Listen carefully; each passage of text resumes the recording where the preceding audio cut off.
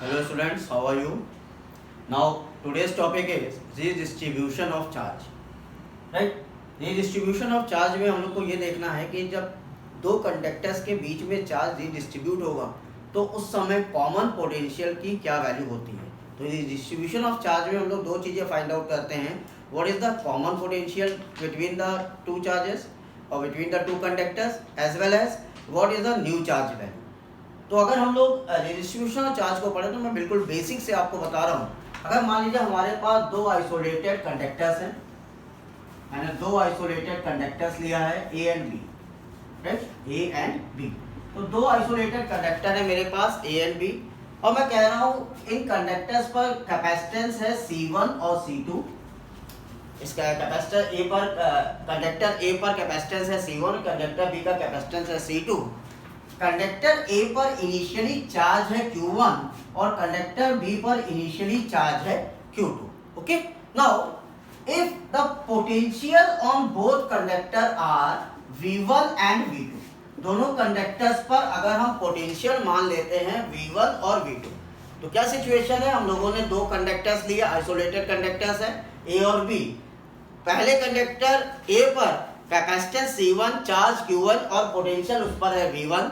दूसरा conductor B पर capacitance C2, charge Q2 and potential V2 है। यहाँ पे स्टूडेंट्स हम लोग दो केस लेंगे। पहला ये कि अगर दोनों कंडक्टर सेपरेट हैं, आपस में कनेक्टेड नहीं है, तो उस समय की कंडीशन क्या है, और जब हम इनको एक वायर के थ्रू आपस में कनेक्ट कर देंगे तब हमारी कंडीशन क्या होगी, राइट। तो अगर हम पहला केस ले रहे हैं, case 1, initially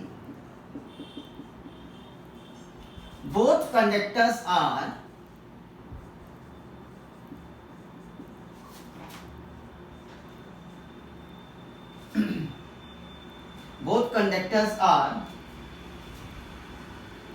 not joined।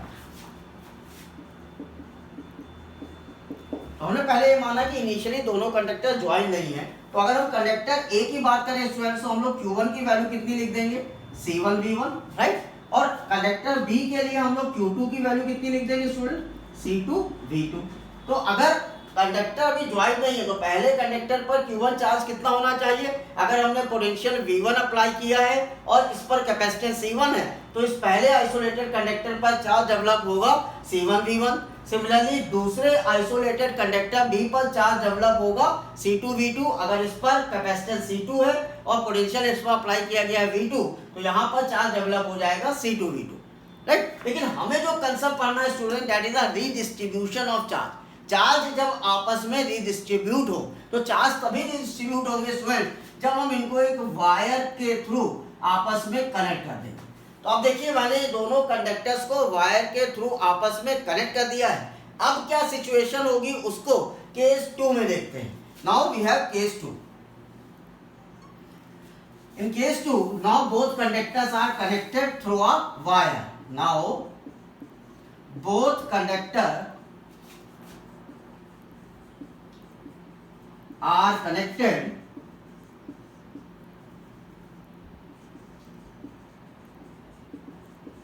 through a wire।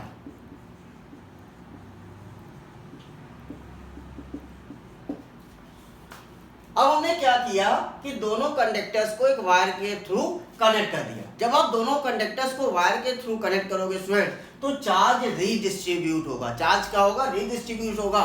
और ये चार्ज रीडिस्ट्रीब्यूट होगा higher potential to lower potential. Charge distribute कैसे होगा, फ्रॉम हायर पोटेंशियल, जहाँ का पोटेंशियल ज़्यादा है, और जहाँ का पोटेंशियल कम है, तो उनके बीच में चार्ज का रीडिस्ट्रीब्यूशन होगा।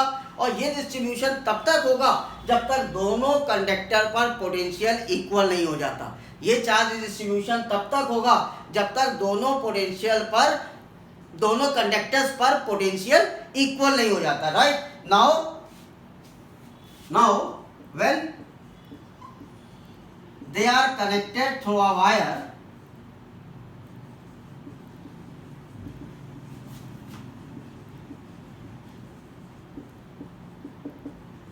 charge is distributed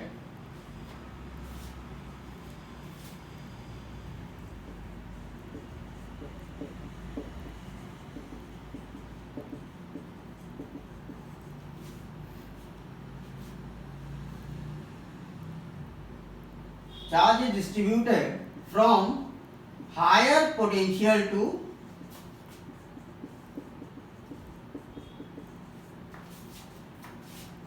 lower potential.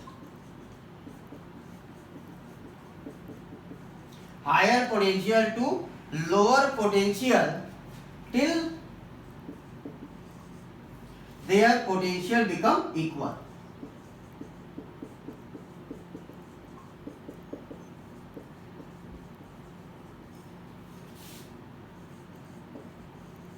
Right? And this equal potential is known as common potential. This equal potential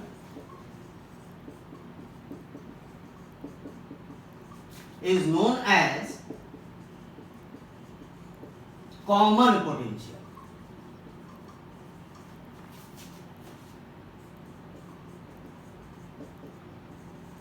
right, तो जब हमने वायर से कनेक्ट किया उस समय का केस क्या है कि चार्ज आपस में डिस्ट्रीब्यूट होंगे और ये चार्ज तब तक डिस्ट्रीब्यूट होंगे जब तक दोनों कंडक्टर पर पोटेंशियल इक्वल ना हो जाए। तो अब हमें स्टूडेंट्स कॉमन पोटेंशियल की वैल्यू को फाइंड आउट करना है। देखते हैं कॉमन पोटेंशियल हम लोग कैसे फाइंड आउट करेंगे।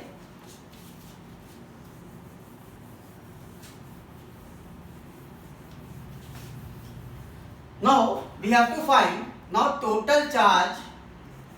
Now total charge. In that condition total charge is Q1 plus Q2. Total charge हमारा कितना हो जाएगा Q1 plus Q2. Total capacitance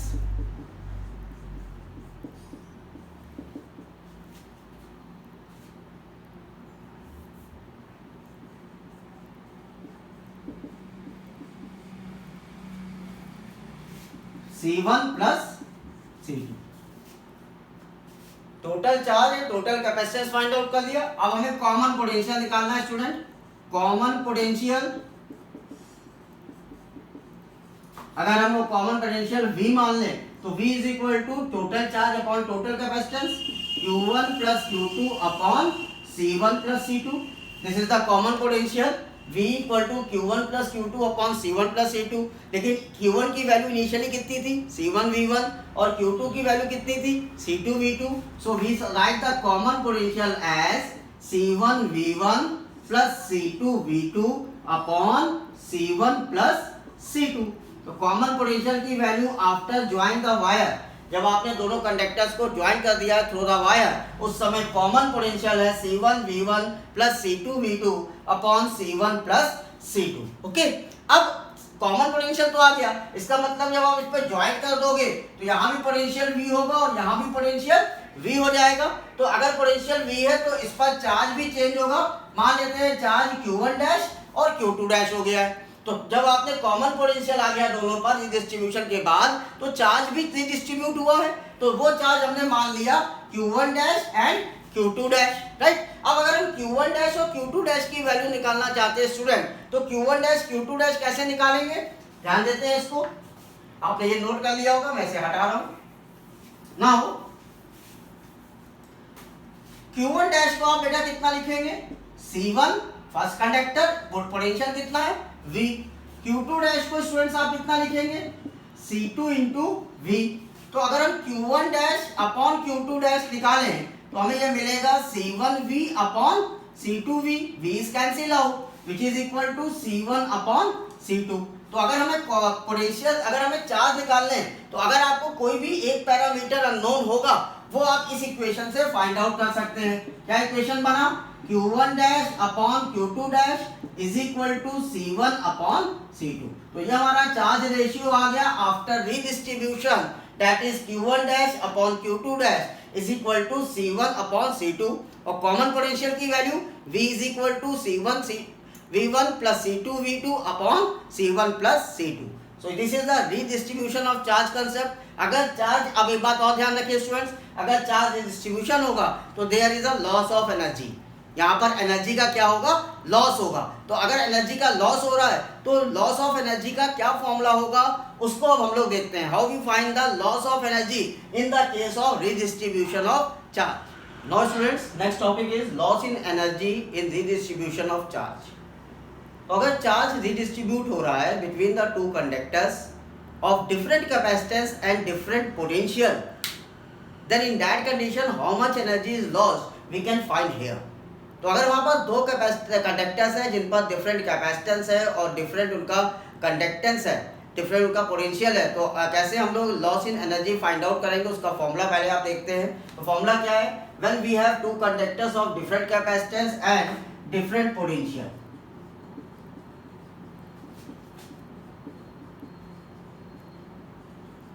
then loss in energy is U is equal to 1 upon 2 C1 C2 V1 minus V2 whole square upon C1 plus C2. तो अगर आपको loss in energy का formula याद रखना है तो आप इस फॉर्मूले को याद रख सकते हैं. This formula is used for finding the loss in energy in the case of redistribution of charge between two conductors. लेकिन अगर इस फॉर्मूले को डिराइव करें तो कैसे डिराइव करेंगे वो तरीका स्टूडेंट्स देखिएगा.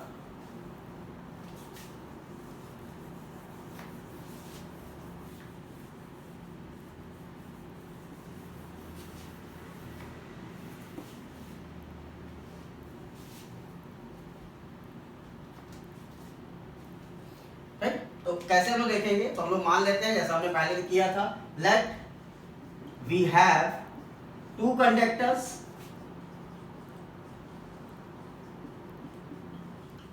Of capacitance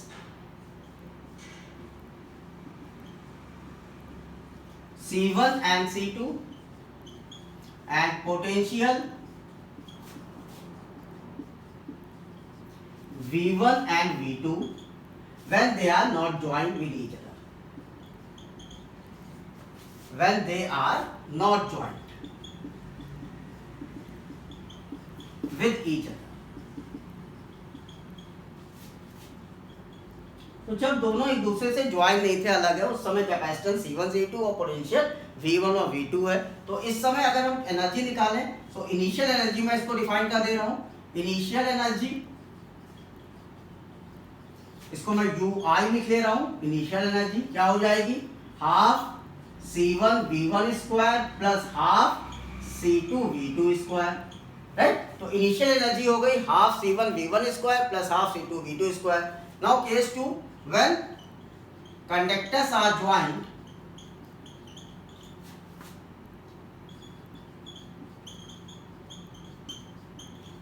through a wire,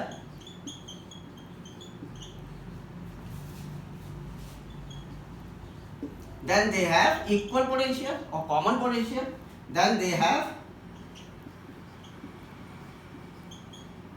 common potential.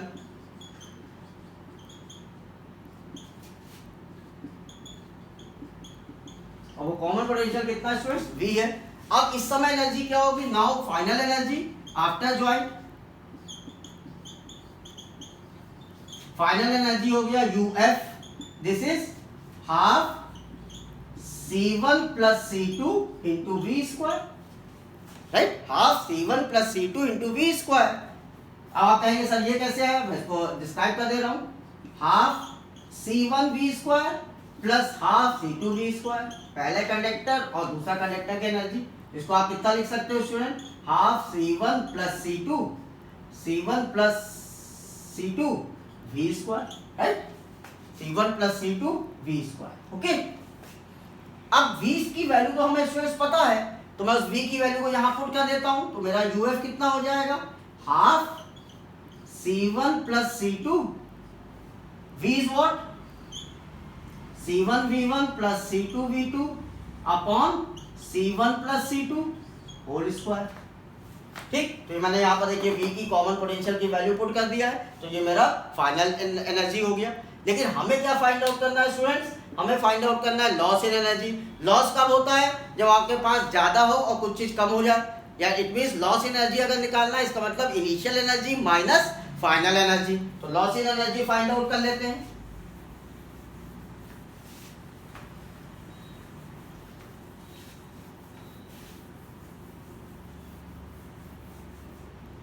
Now loss in energy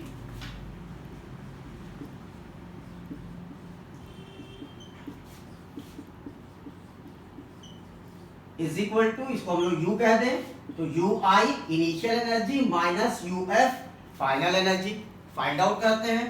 so U is equal to initial energy half C1 V1 square plus half C2 V2 square minus final energy, यहां लिख रहा हूं students हम half C1 plus C2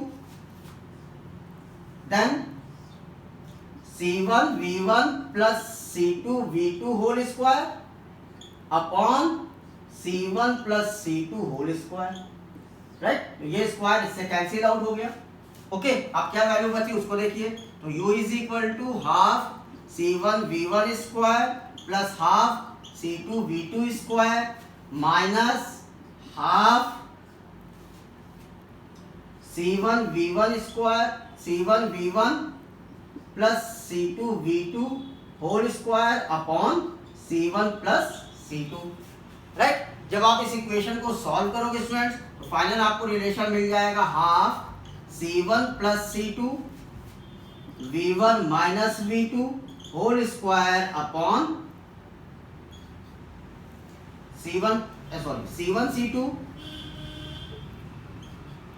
upon V1 minus V2 whole square upon C1 plus C2। तो हमारे पास final result आया for loss in energy during the distribution of charge is half C1 C2 V1 minus V2 whole square upon C1 plus C2, right. तो easily हम लोगों ने दो का पैरामीटर्स फाइंड आउट किए, common potential during the redistribution of charge and loss in energy in the redistribution of charge. इसको notes अपने notes में नोट कर लीजिए फटाक से, राइट। बहुत इंपॉर्टेंट टॉपिक है for the IITs and NEET as well as for CBSE examinations. Now students, the small topic conductor and insulator. Actually materials को डिफरेंट पार्ट्स में डिवाइड किया गया है ऑन देयर बिहेवियर, और वो बिहेवियर कैसे डिसाइड किया गया, जब मटेरियल के अक्रॉस इलेक्ट्रिक फील्ड अप्लाई किया गया या आप कहिए पोटेंशियल अप्लाई किया गया, तो उस मटेरियल में चार्ज का मूवमेंट के अकॉर्डिंग हम लोगों ने मटेरियल्स को बेसिकली 3 कैटेगरीज में डिवाइड किया है, conductor, semi conductor and insulator.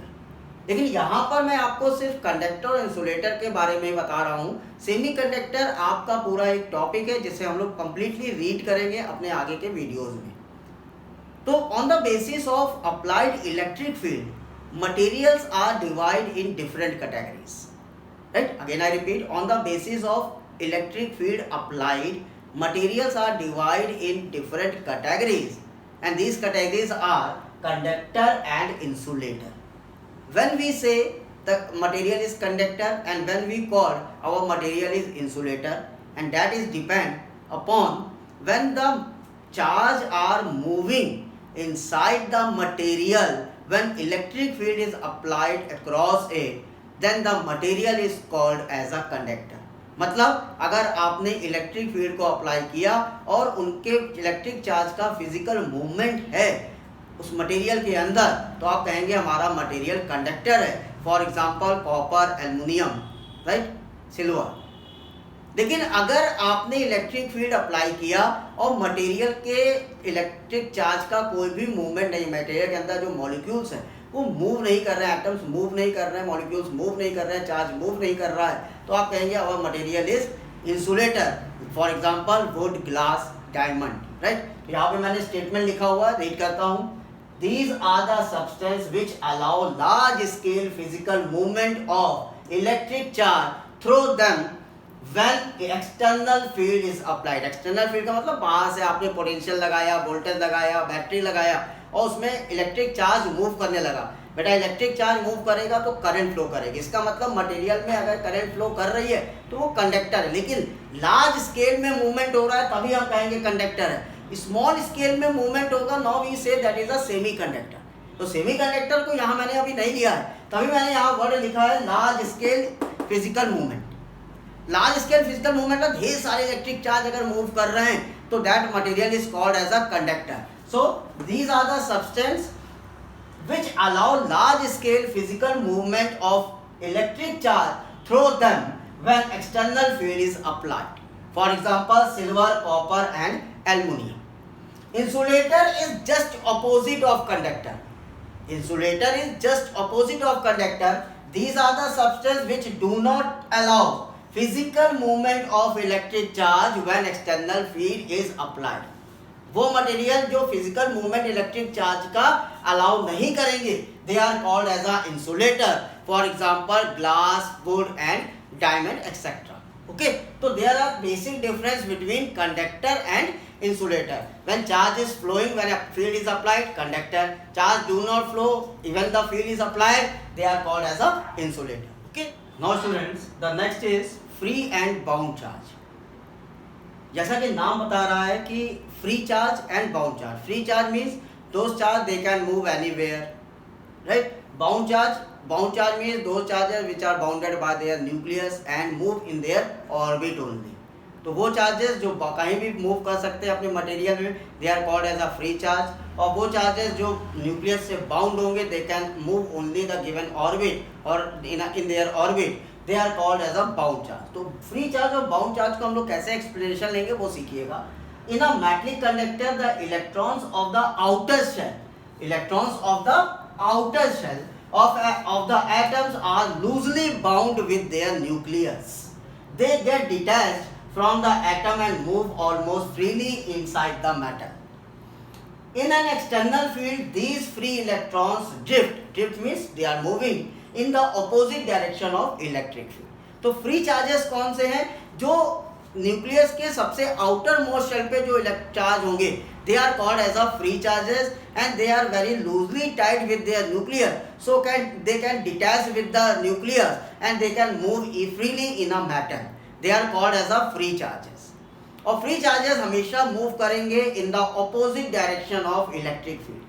Electric field के डायरेक्शन के अपोजिट ये हमेशा मूव करते हैं. लेकिन बाउंड चार्ज क्या होते हैं? The positive ions which consist of nucleus and electrons of the inner shell remain held in their fixed position. They immobile charges constitute of bound charge. तो जो इनर शेल के charges हैं वो सिर्फ nucleus से टाइटली रिजिड होने के कारण वो अपने ऑर्बिट में ही मूव करता है. तो they are called as a positive ions charges और immobile ion. Immobile means they can not move freely, so they are called as a immobile charges and they are called as a bound charges. एक छोटा सा example लेके मैं आपको clear करता हूँ, उस चीज को समझिएगा. लेकिन ये पूरा कंप्लीट टॉपिक मैं आपको सेमीकंडक्टर में और अच्छे से सिखाऊंगा. अभी आपको एक छोटा सा एग्जांपल लेके बता रहा हूँ, उसको देखिएगा.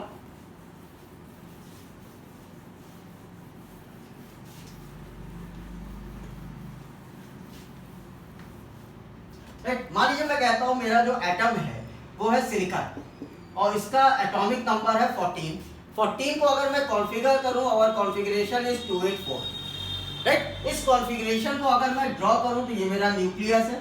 तो 3 शेल्स मैं बनाऊंगा, राइट. फर्स्ट शेल में 2 इलेक्ट्रॉन्स, सेकेंड शेल में 8 इलेक्ट्रॉन्स और लास्ट सेल में केवल 4 इलेक्ट्रॉन्स, राइट. अब न्यूक्लियस से सबसे दूर आपको कौन सी शेल दिखाई दे रही है? ये 4 इलेक्ट्रॉन वाली. So these 4 electrons are loosely tied with their nucleus. ये जो इलेक्ट्रॉन्स हैं ये न्यूक्लियस से लूजली टाइट है. तो अगर हम एनर्जी प्रोवाइड करेंगे या मैं फील्ड अप्लाई करूंगा, these charges detach from their nucleus. ये चार्ज जो हैं ये अपने न्यूक्लियस से डिटैच होंगे and they move to the other band and that band is called as a conduction band. ये किसी दूसरे बैंड में जाएंगे, मेटल के अंदर ही वो बैंड होगा. बैंड मतलब एनर्जी बैंड्स. और लास्ट एनर्जी बैंड हमारा कहलाता है कंडक्शन बैंड. तो वो कंडक्शन बैंड में जाएंगे and there they called as a free electrons. यहाँ पर ये कहलाएंगे आपके फ्री इलेक्ट्रॉन्स. फ्री इलेक्ट्रॉन्स क्यों कहा? Because they are detached from their nucleus and freely to move, right. तो अगर वो इलेक्ट्रॉन्स जो न्यूक्लियस से लूजली टाइट होंगे वो डिटैच हो जाएंगे अपने ऑर्बिट से और कंडक्शन बैंड में जाकर फ्रीली मूव करेंगे. So they are called as a free electrons और फ्री चार्जेस. लेकिन जो इनर शेल के इलेक्ट्रॉन्स है, ये वाले देखिए, ये इनर शेल के electrons as compare to this they are rigidly tight with their nucleus. So they can move only their orbit. ये जो है वो सिर्फ अपने ऑर्बिट में ही मूव करेंगे. So they are called as a bound charges, right. तो वो इलेक्ट्रॉन्स जो न्यूक्लियस से दूर है, they detach when we apply the field and they move freely in a metal and they are called as a free electrons. But those electrons which are rigidly tied with their nucleus, they cannot free, they can move only their orbit, they are called as a bound charges. Okay students, अब आपको बात clear I होगी कि bound charge हम कब कहेंगे और free charges हम लोग कब कहेंगे. Okay, now students, a very interesting topic, electrostatic shielding. What is the electrostatic shielding? मैं आपको कंसेप्ट अगर बताऊं तो एक ऐसा रीजन तैयार करिए जो इलेक्ट्रिक फील्ड से फ्री हो, that is called electrostatic shielding. Means a phenomena of making a region free from electric field is called electrostatic shielding. क्या कंसेप्ट है? The phenomena of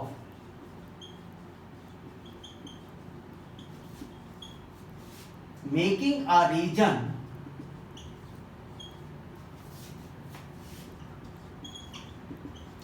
free from electric field is called electrostatic shielding.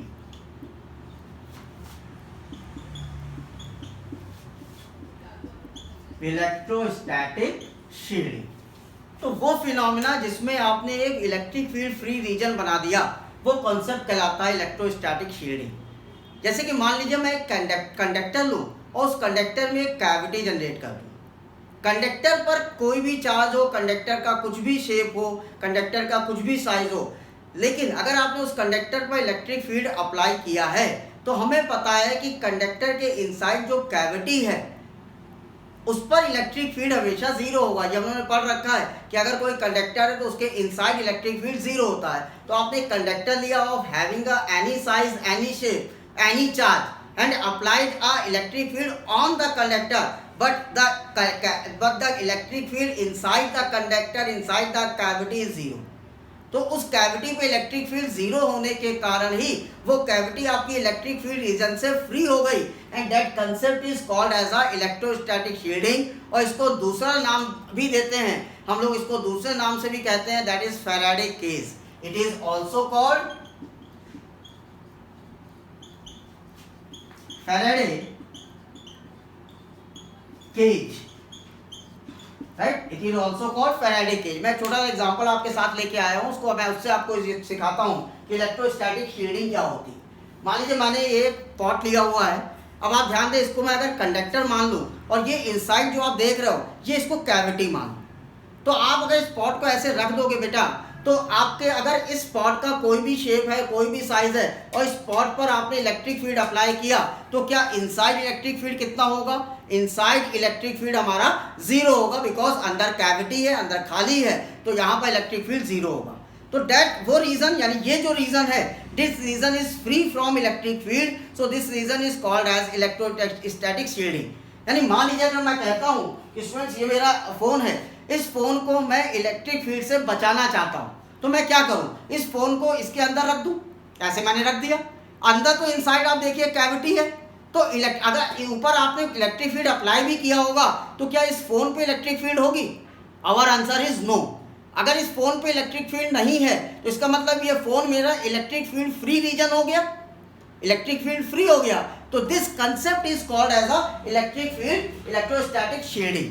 तो electrostatic shielding क्या है? ऐसा conductor जिसमें cavity हो और उस कैविटी पे अगर इलेक्ट्रिक फील्ड जीरो है तो वो रीजन जो है वो इलेक्ट्रिक फील्ड फ्री रीजन होगा, and that concept is called as a electrostatic shielding, and it is also named as Faraday cage. Hope आपको इजीली ये टॉपिक समझ में आ गया होगा कि what is the electrostatic shielding. Okay, तो इलेक्ट्रोस्टैटिक शील्डिंग क्या, मैं फिर से एक बार रिपीट कर दूं, a phenomena of making a region free from electric field is called electrostatic shielding. कैसे बनाएंगे?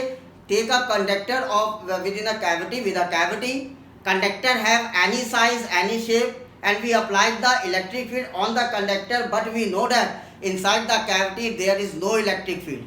So inside the cavity there is no electric field, and that phenomena is called as a electrostatic shielding. Okay, now electrostatic shield easily आपको समझ में आ गया होगा, आप अपनी कॉपी में इसको नोट कर लीजिए। बहुत ही अच्छा टॉपिक है, बहुत ही अच्छा कंसेप्ट है। अगर आप किसी चीज़ को इलेक्ट्रिक फील्ड से बचाना चाहते हैं तो भाई हॉलो सिलेंडर को यूज़ करिए, उसके अंदर उसको केस कर दीजिए, रख दीजिए, उसका केस बना दीजिए, जाल बना दीजिए, उसका पिंजड़ा बना दीजिए, तो वो पर्टिकुलर चीज़ आपका इलेक्ट्रिक फील्ड से सेव हो जाएगा, बच जाएगा, फ्री हो जाएगा। And that concept is called as a electrostatic shielding.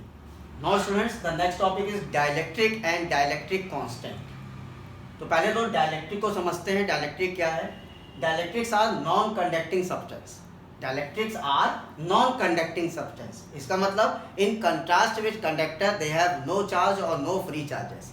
तो डाइलेक्ट्रिक एक नॉन कंडक्टिंग कंडक्टर्स हैं। कंडक्टर के कंपैरिजन में डाइलेक्ट्रिक्स पर कोई भी चार्ज नहीं होता है, they are free from the charges. तो अगर आपसे कोई पूछता है what is dielectric, you say dielectrics are non conducting substance in contrast with conductor they have no free charge और नो चार्ज कैरियर्स। साथ में अगर आपने dielectric in the dielectric under the effect of external field and net dipole moment induce in the dielectric due to molecular dipole moment net charge appear to the surface is dielectric. क्या concept कह रहा है देखिएगा student. मैं अगर कह रहा हूं कि मेरे पास एक पैरेलल प्लेट कैपेसिटर है, इस पर चार्जेस है प्लस माइनस। तो अगर मेरे पास पैरेलल प्लेट कैपेसिटर है और इसके बीच में मैं डाइलेक्ट्रिक को इंट्रोड्यूस कर दे रहा हूँ, ये मैंने एक डाइलेक्ट्रिक स्लैब जो है इंट्रोड्यूस कर दिया between the parallel plate capacitor. तो जब मैं डाइलेक्ट्रिक स्लैब इंट्रोड्यूस करूंगा, मान लीजिए इस पैरेलल प्लेट कैपेसिटर पर इलेक्ट्रिक फील्ड एक्सटर्नली अप्लाइड है, that is E not. Initially जो इलेक्ट्रिक फील्ड है वो ई नॉट है between the parallel plate capacitor. लेकिन जब आपने डाइलेक्ट्रिक को स्टूडेंट्स इंट्रोड्यूस किया तो ड्यू टू इंडक्शन इस डाइलेक्ट्रिक पर चार्ज डेवलप होगा। यहां पर minus charge, plus two minus, minus two plus.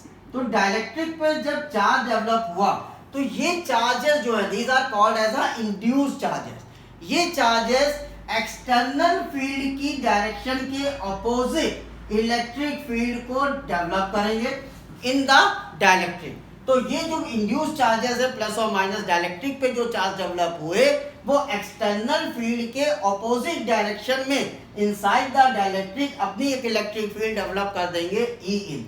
इसका मतलब जो नेट इलेक्ट्रिक फील्ड पूरे सिस्टम का होगा that become E naught minus in, जो कि दोनों अपोजिट डायरेक्शन में है, और वो फील्ड हमारी कहलाएगी रेड्यूस फील्ड। तो यहाँ पे अगर इस कंसेप्ट को देखें तो ई वैल्यू हम लोग लिख सकते हैं मॉड ई नॉट माइनस मॉड ई इन। मॉड क्यों लगाया? मैग्नीट्यूड मैंने लिया है एक्सटर्नल फील्ड ई नॉट का, और जब डाइलेक्ट्रिक आपने इंट्रोड्यूस किया तो उसके अपोजिट डायरेक्शन में जो इलेक्ट्रिक फील्ड डेवलप हुआ वो है ई इन। तो दोनों का डिफरेंस हमें मिला रेड्यूस इलेक्ट्रिक फील्ड। तो यहाँ पर ई क्या है? This is the E is reduced electric field.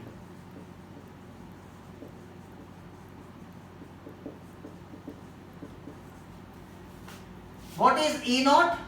External electric field.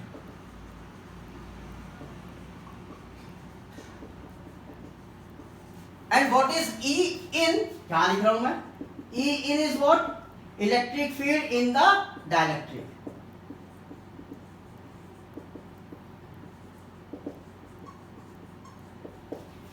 So concept क्या कह रहा है? कंसेप्ट ये कह रहा है कि अगर आपने एक पैरेलल प्लेट कैपेसिटर लिया और उस कैपेसिटर पर initially external field E not है, जब आप डाइलेक्ट्रिक इंट्रोड्यूस करोगे तो इंडक्शन के कारण डाइलेक्ट्रिक पर डाइपोल चार्जेस डेवलप होंगे, अपोजिट चार्जेस, जिसे हम लोग कह रहे हैं डाइपोल मोमेंट, क्योंकि अपोजिट चार्जेस है तो एक डाइपोल का काम करेंगे, और डाइपोल का काम अगर करेंगे तो वहां पर डाइपोल मोमेंट होगा, राइट। अपोजिट चार्जेस डेवलप होंगे और ये इंड्यूस्ड चार्जेस इलेक्ट्रिक फील्ड को डेवलप करेंगे in the opposite direction of external field. So electric field, total net electric field become reduced, and that electric field is called as a reduced electric field, and formula is E naught minus E in. तो अगर आप dielectric की बात कर रहे हो तो dielectric एक नॉन कंडक्टिंग सरफेस है जो हमारी एक तरह से देखें तो इलेक्ट्रिक फील्ड की स्ट्रेंथ को कम कर दे रहा है, रिड्यूस कर दे रहा है। अगर आपने एक एयर में पैरेलल प्लेट कैपेसिटर लिया और उसमें डाइलेक्ट्रिक इंट्रोड्यूस कर दिया तो एयर में जो इलेक्ट्रिक फील्ड स्ट्रेंथ थी और डाइलेक्ट्रिक इंट्रोड्यूस करने के बाद स्ट्रेंथ हमेशा क्या होगा? रिड्यूस हो जाएगा। क्यों रिड्यूस हो जाएगा? क्योंकि जब आप डाइलेक्ट्रिक इंट्रोड्यूस करोगे बेटा तो डाइलेक्ट्रिक एक अपोजिट डायरेक्शन में इलेक्ट्रिक फील्ड डेवलप करेगा in the direction of, in opposite direction of external field. तो ये तो कंसेप्ट हुआ व्हाट इज डाइलेक्ट्रिक। अब बात आती है what is the dielectric constant. Dielectric constant is the ratio of external field to the reduced field. It is the ratio of external field to the reduced field is called as a dielectric constant. तो dielectric constant को कैसे define करेंगे? The ratio of external field to the reduced field is called dielectric constant and it is also known as relative permittivity. It is also known as relative permittivity. तो अगर dielectric constant को अगर हम लोग पढ़ें क्या होता है वो देखा जाए।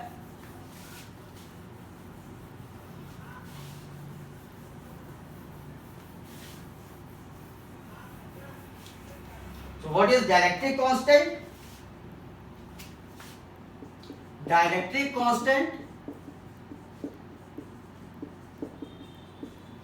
is a ratio of external electric field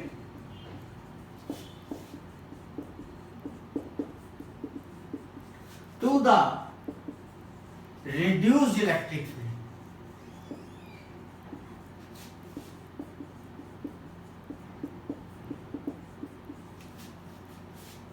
After introducing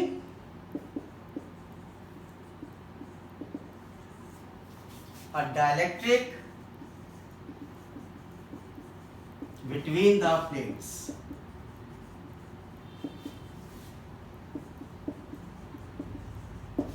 It is denoted by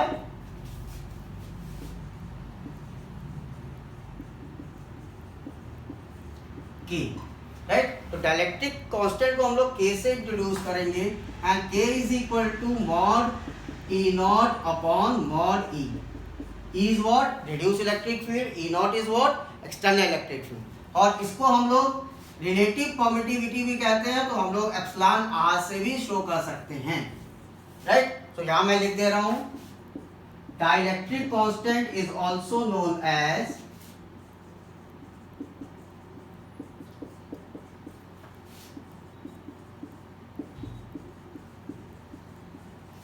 relative permittivity.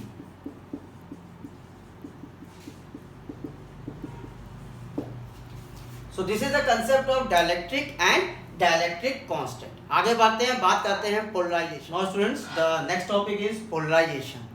What is the concept of polarization? अभी हमने डायलेक्ट्रिक कांस्टेंट और डायलेक्ट्रिक की बात किया और डायलेक्ट्रिक का केस भी आपको दिखाया कि इंड्यूस चार्जेस डेवलप होंगे ड्यू टू डाइपोल मोमेंट और उसके कारण इलेक्ट्रिक फील्ड रिड्यूस होगा, जो कि हमें डाइपोल का डायलेक्ट्रिक का कंसेप्ट देगा।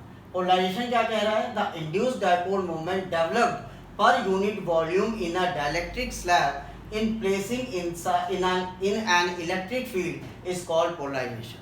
The induced dipole moment developed per unit volume in a dielectric when placed in an electric field is called as a polarization.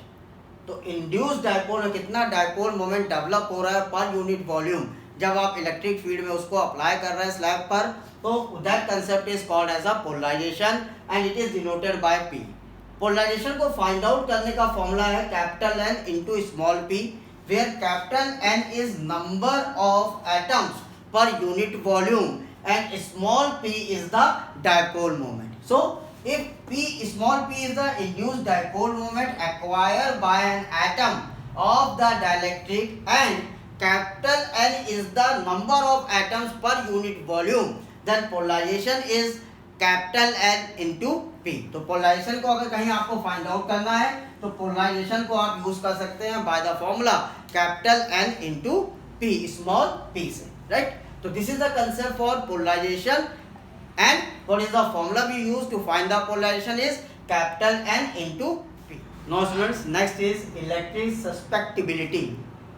The polarization density of a dielectric slab is directly proportional to the reduced value of electric field and may be expressed as P is equal to susceptibility epsilon naught E. क्या कह रहा है? जो polarisation है वो electric field के हमेशा directly proportional होगा और इस प्रोपोर्शनैलिटी को इक्वलाइज करते हैं by the term susceptibility and epsilon not. Susceptibility को शो करने का तरीका इस तरह से है, this is a symbol for susceptibility. X बनाइए आप, ठीक है, एक्स ऐसे एक्स आप बनाते हैं लेकिन ऐसे बढ़ा दें तो this is a symbol for susceptibility. तो यहाँ पर पोलराइजेशन जो है that is directly proportional to the reduce value of electric field is the reduce value of electric field and when equalize करेंगे तो हमारा एक कांस्टेंट डेवलप होगा and that constant is called as a electric susceptibility of the dielectric slab. ये constant electric susceptibility है that is a dimensionless constant और vacuum में हमेशा इसका वैल्यू 0 रहता है। अगर आप डाइलेक्ट्रिक कांस्टेंट और सस्पेक्टिबिलिटी के बीच में रिलेशन चाह रहे हैं तो dielectric constant is always equal to 1 plus susceptibility. इसको नोट कर लीजिए, dielectric constant is equal to 1 plus susceptibility. So susceptibility is nothing but that is a constant and its constant is developed when the polarization is proportional to the electric field. Okay, now students, the next is use of capacitor. There are some important uses of capacitor to produce electric field of desired pattern in radio circuit for tuning. Radio circuits means जहाँ पर आपको signal की जरूरत है, उन signals को tuning करने के लिए ट्यूनिंग सर्किट्स में हम लोग कैपेसिटर्स को यूज करते हैं। In power supplies for smooth the rectified current, power supplies में जो आपकी पावर सप्लाईज होती हैं, जो आपने अडेप्टर आपके घर में होगा या चार्जर होगा उसके अंदर आप देखेंगे तो कैपेसिटर्स को यूज़ किया जाता है करंट को रेक्टिफाइड करंट को स्मूथ करने के लिए, प्रॉपर डीसी में कन्वर्ट करने के लिए।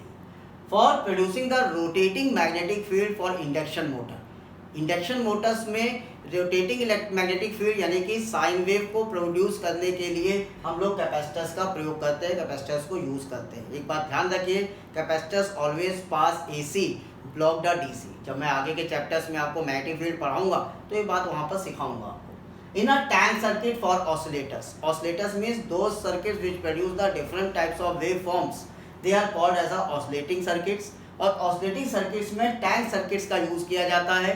Tank circuits means the combination of inductor and capacitor. तो इंडक्टर और कैपेसिटर का जो कॉम्बिनेशन होता है that are called as a tank circuit. तो टैंक सर्किट में भी हमारा कैपेसिटर यूज होता है और इस टैंक सर्किट की हेल्प से ही ऑसिलेटर्स में डिफरेंट वेव फॉर्म्स प्रोड्यूस होती हैं। Okay, so these are the important use of capacitors, please note down in your notebook. Now students, effect of dielectric when the battery is kept disconnected from the capacitor. यहाँ मैं आपको ये सिखाने जा रहा हूँ कि अगर आपने किसी कैपेसिटर में डाइलेक्ट्रिक स्लैब को इंट्रोड्यूस किया हुआ है और बैटरी से डिस्कनेक्ट है तो उस डाइलेक्ट्रिक स्लैब को इंट्रोड्यूस करने पर charge, capacitance, energy, electric field और पोटेंशियल पर क्या चेंजेस आएंगे when you introduce the dielectric. तो इसको सीखते हैं। मान लेते हैं कि late Q0, C0, V0, E0 and U0 are the charge, capacitance, potential, electric field and energy before introduce the dielectric.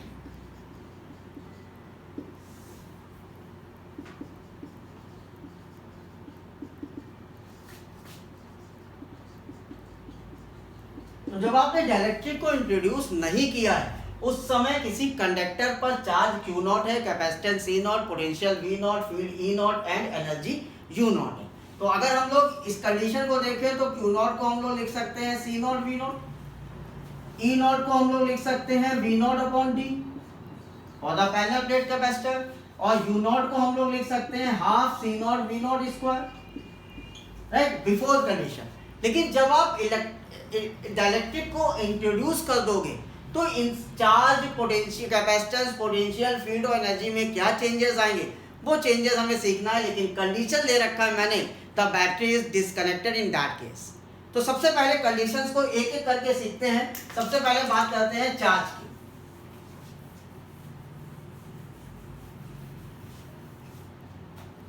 सबसे पहला केस मैं ले रहा हूं चार्ज।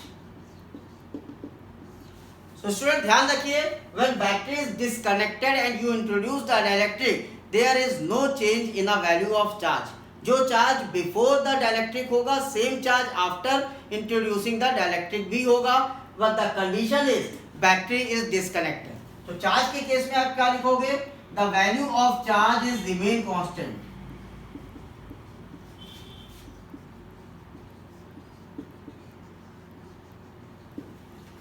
और remain same, that is Q naught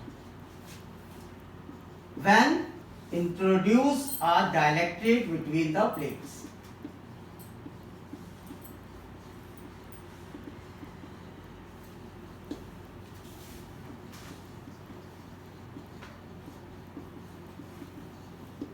right, तो चार्ज के बारे में बैटरी डिस्कनेक्ट है उसकी कंडीशन बता रहा हूं मैं, चार्ज रिमेन सेम रहेगा, चार्ज में कोई भी चेंज नहीं आएगा। सेकेंड हम लोग ले रहे हैं इलेक्ट्रिक फील्ड, इसको सीखते हैं। इलेक्ट्रिक फील्ड की अगर हम बात करेंगे तो electric field is always reduced when a dielectric is introduced between the plate. क्या कंडीशन है, electric field reduced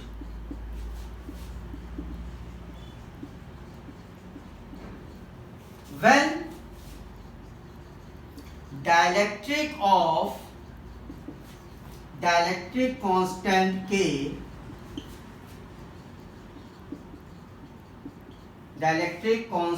K is introduced between the plates।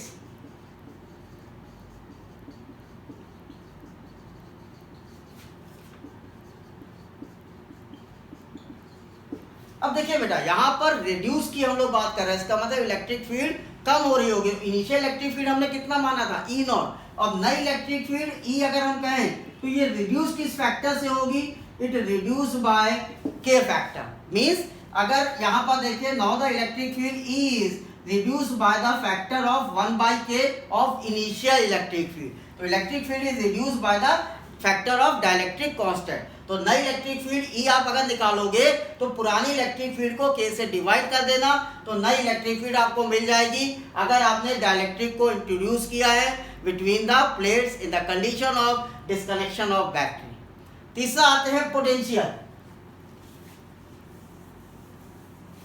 हर बात करते हैं पोटेंशियल पर क्या चेंज आएगा।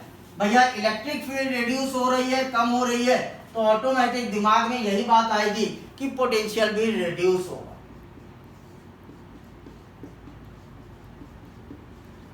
पोटेंशियल, अब पोटेंशियल देखिए, अगर आप नया पोटेंशियल V मान लीजिए तो V is equal to E into d, क्योंकि नई इलेक्ट्रिक फील्ड तो E हो गई डायरेक्ट्रिक को इंट्रोड्यूस करने के बाद, और नया पोटेंशियल V हो गया।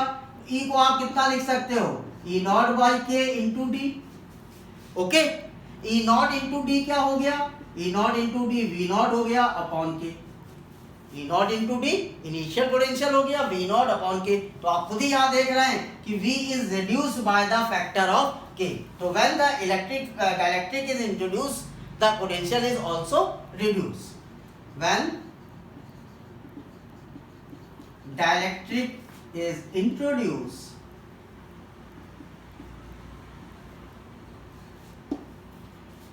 या मैं ये लिख देता हूं, when a dielectric of dielectric constant K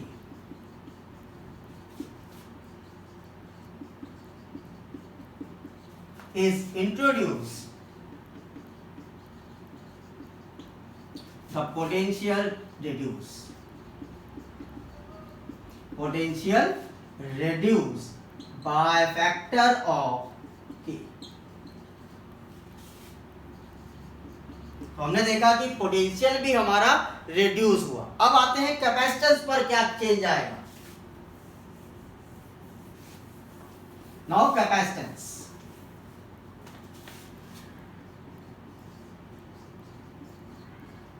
बहुत इंपॉर्टेंट पॉइंट है कैपेसिटेंस। क्यों? क्योंकि हर बार हमको निकालना होगा डाइलेक्ट्रिक के लिए कैपेसिटेंस क्या होगा वो देखिए। अगर हम कैपेसिटेंस की बात करें और नया कैपेसिटेंस C मान लें, तो कैपेसिटेंस का formula Q not upon V। Charge तो चेंज हुआ नहीं था भाई, तो चार्ज पहले भी Q नॉट था, अभी भी Q नॉट है, लेकिन डाइलेक्ट्रिक को इंट्रोड्यूस करने के बाद पोटेंशियल V हो गया था। और V की वैल्यू कितनी है बेटा, V की वैल्यू है V not upon K, right. तो इसको हम लोग क्या लिख सकते हैं, K Q not upon V not. Q not upon V not कितना लिख सकते हैं, C नॉट। इसका मतलब नया कैपेसिटेंस पुराने कैपेसिटेंस से इंक्रीज कर गया bye the factor of K। तो capacitance always increase when a dielectric is introduced by the factor of के। देखिए कि यहाँ पर मल्टीप्लाई हो गया, पुराने कैपेसिटेंस सी नॉट में मल्टीप्लाई हो गया, इसका मतलब नया कैपेसिटेंस के वैल्यू से इंक्रीज कर गया। ओके, तो कैपेसिटेंस में आप क्या लिखोगे, it increases by the factor of के, राइट। व्हेन, ये मैं हटा रहा हूं, when dielectric introduce of dielectric constant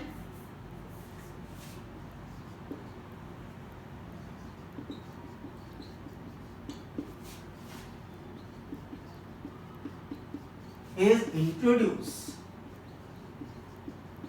between the plates, right. तो यहां में क्या सीखा कि कैपेसिटेंस तो भैया इंक्रीज करेगा, potential decrease, electric field decrease, लेकिन कैपेसिटेंस इंक्रीज। लास्ट देखते हैं एनर्जी पे क्या इफेक्ट आएगा। एनर्जी सीखते हैं। नई एनर्जी अगर आप U ले लो तो U को आप कितना लिखोगे, हाफ CV²। नया कैपेसिटेंस, नई पोटेंशियल, वैल्यू पुट करिए, हाफ C को आप कितना लिख दोगे बेटा, K0 C0, ठीक है। V को कितना लिख दोगे, V0/K होल स्क्वायर। अब इसको सॉल्व करिए, देखिए क्या मिल रहा है, हाफ, सॉरी K लिख रहा है इसको, K0, half K C0 V0² K से K कैंसिल हो गया, हाफ C0 V0/K, यानी कि ये कितना बना बेटा, U0/K। भाई हाफ C0 V0² को U0 initial energy upon K, इसका मतलब नई एनर्जी जो है वो पुरानी एनर्जी से रिड्यूस कर गया, कम हो गया। इसका कंसेप्ट भी लिख लेते हैं, इसको आपने बच्चों नोट कर लिया होगा, मैं हटा रहा हूं, अब जल्दी से नोट करिए। हाँ, हटा रहा हूं। Now energy decrease by the factor of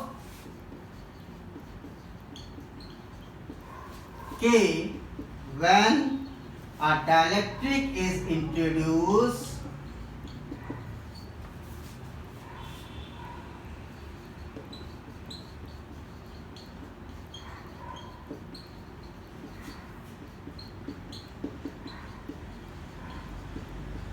between the plates।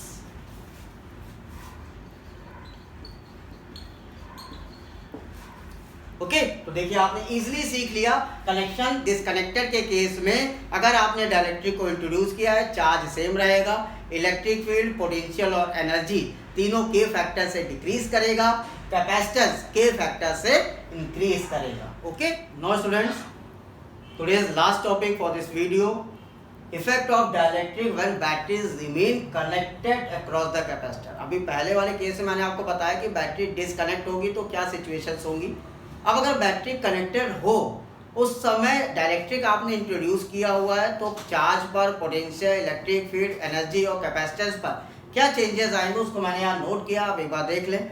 अगर आपने इंट्रोड्यूस नहीं किया है डाइलेक्ट्रिक, उस समय हम मान ले रहे हैं कि Q0, C0, E0, V0 and U0 are the charge, capacitance, potential, electric field and energy store. Before the dielectric is introduce, तो उस समय फॉर्मूला आप लिख सकते हो Q0 = C0 V0, E0 = V0/D and U0 = half C0 V0²। लेकिन जब आपने डाइलेक्ट्रिक को इंट्रोड्यूस कर दिया, in that condition potential remain constant, potential पर कोई चेंज नहीं आएगा अगर बैटरी इंट्रोड्यूस है। इसका मतलब नया पोटेंशियल पुराने पोटेंशियल के बराबर होगा। पोटेंशियल में कोई चेंज नहीं है बेटा, तो इलेक्ट्रिक फील्ड में भी कोई चेंज नहीं होगा। Electric field is also constant, तो नया इलेक्ट्रिक फील्ड भी पुराने इलेक्ट्रिक फील्ड के इक्वल रहेगा। तीसरा केस, कैपेसिटेंस अगेन इंक्रीज करेगा by the factor of K, C = K C0। Charge again increase करेगा by the factor of K, नया charge Q = K times Q0। Similarly energy भी हमारा इंक्रीज करेगा by the factor of K, तो new energy U = k times old energy U naught. तो आपने ये देखा कि अगर आपने बैटरी को लगाया रखा है तो capacitance, energy and charge both three are increases by the factor of k, but electric field and potentials are remain constant. Okay, तो आज के इस वीडियो में आपसे कई टॉपिक मैंने डिस्कस किए। अगर आपको मेरा एक्सप्लेनेशन अच्छा लगा हो तो मेरे वीडियो को लाइक और शेयर करिए, साथ साथ सब्सक्राइब करें मेरा channel physics clinic. Thank you so much, have a nice day.